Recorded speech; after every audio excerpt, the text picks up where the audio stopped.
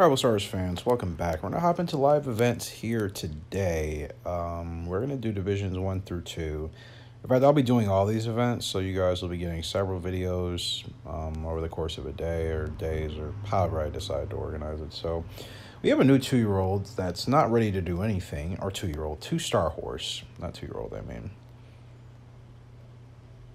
I just noticed the build in this horse. Look how strong he is up front, and then look at this horse.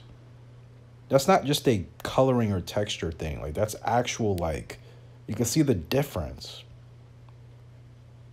Rival Stars is a cool game, man. It definitely is not, like, hardcore for hardcore horse racing fans, but as far as the attention to detail, there's some cool things this game does. I think people just hate on it just to hate on it because they're not a fan of it.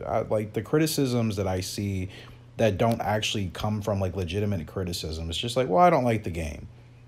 I'm like, well, that's not a criticism of it. You have to actually say what you don't like about the game. Like I do, you know, there are things I'm not a huge fan of, but I talk about those things. And, you know, I would like a few more features added, but aesthetically, animation-wise, it's the best horse racing game out there today. Like, there's nothing better.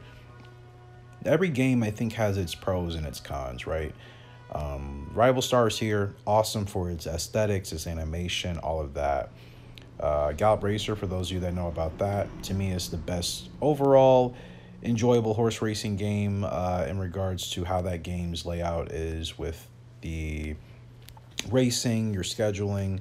Starters Orders, I think, is the best game for realism because you get everything you get in, like, a text-based horse racing game online, and you get the visual presentation of the horse racing. It's your mobile phones or websites, but, like, they're just text and word based. Like, I don't know if they're considered cloud based games.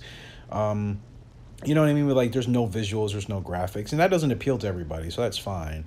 But if we're talking about a general audience of appealing to people, well, obviously a game that's purely just aesthetics and nothing else is only going to reach, you know, whatever that population base is. And then the same goes for a game that's strictly just text-based with no visuals. Like, to me, if you have a game that can accomplish both, you're hitting two birds with one stone. And there's a couple of games I think that do that, but some people may disagree. I suppose it's always still subjective at the end of the day, but I like most games. Even if I don't play them as much, like, I like most. Like, I can name all the horse racing games I've played in the last year.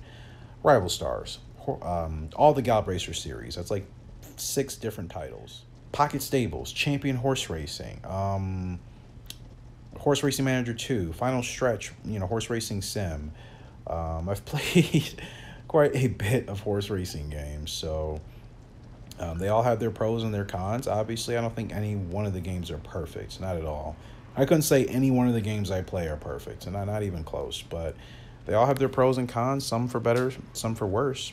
But like I said, when I have something in Rival Stars to motivate me for, or you know, just maybe some new updated features, some new tracks, whatever it is, that will you know, at least put me in the mindset of enjoying the game when I play it. So there's Division 1. 18th total time. That's not terrible, but that's probably going to drop because we still have almost 2 days for people to get their times in.